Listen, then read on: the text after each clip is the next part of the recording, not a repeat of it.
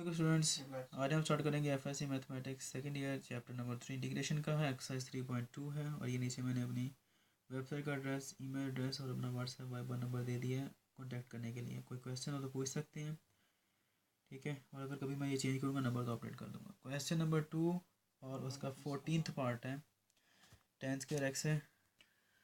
तो जो फंक्शन दिया गया हमें इंटीग्रेट करने के लिए वो इंटीग्रल टेन स्क्वायर एक्स। तो इससे मिलते जुलते हमने काफ़ी सारे क्वेश्चंस पहले भी किए हैं, शायद आपको याद हो, इसी एक्सरसाइज के अंदर है।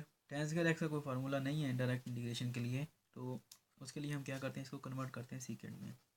तो वो क्या है, सीकेंड स्क्वायर एक्स -1 आता है। इसका फार्मूला है, अपने 9th चैप्टर के अंदर फर्स्ट ईयर के अंदर पढ़ा हुआ है।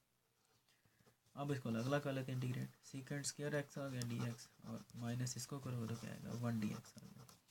सीकेंड स्क्वायर का टेन एक्स होता है, ये इंटीग्रेशन होती है। इसका क्या आएगा, सिर्फ एक्स, क्योंकि 1 plus C constant of integration.